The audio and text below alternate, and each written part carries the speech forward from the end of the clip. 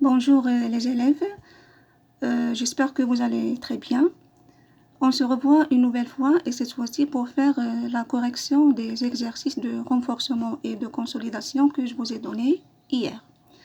Le renforcement en conjugaison qui porte sur l'identification et l'utilisation du présent du subjonctif. On commence par l'exercice 1, dans lequel vous devez souligner les verbes conjugués au présent du subjonctif et puis indiquer leur infinitif. Dans la leçon, on a vu que la forme verbale au subjonctif se compose de la conjonction de subordination que, suivie du pronom personnel sujet, ensuite du verbe. Alors, on va appliquer ça sur les phrases suivantes. Première phrase, vous souhaitez que vos correspondants viennent vous voir. Voilà, la formule est devant nous. Que vos correspondants viennent. Et le verbe qui est au subjonctif, c'est viennent. Et son infinitif, c'est venir. Dans la deuxième phrase, vous souhaitez que nous vous écrivions dès notre arrivée. La formule du subjonctif, c'est que nous écrivions. Vous, que vous voyez ici, c'est un pronom personnel complément d'objet indirect.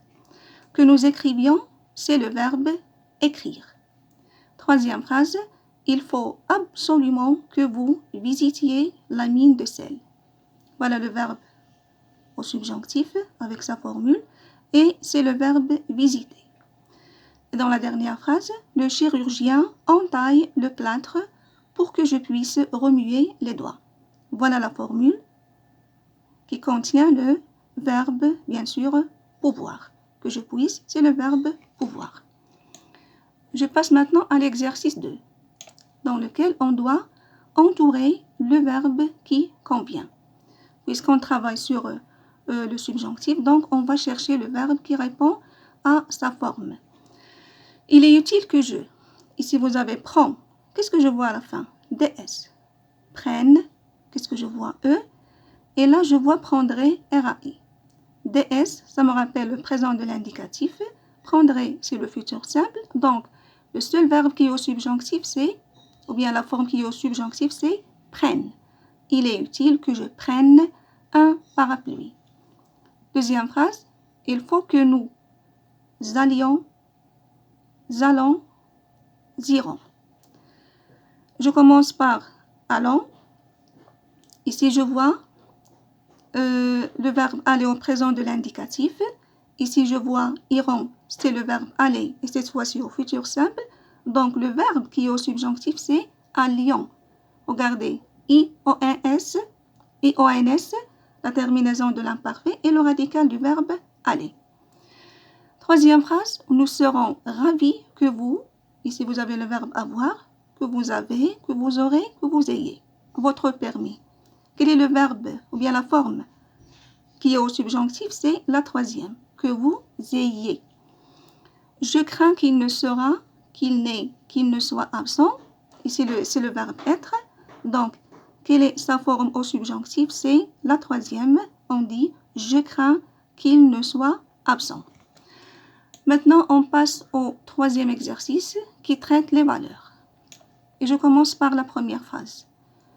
Il faut que les enfants partent de bonne heure. Normalement, c'est une obligation. On a dans cette phrase une obligation qui obéit à un ordre donné de la part de celui qui parle ou bien de celui qui adresse le message. Aussi, on voit ici le verbe falloir. Il faut que, regardez le verbe falloir, qui exprime un ordre, une obligation ou bien une nécessité. Donc, c'est le contexte de la phrase qui le précise.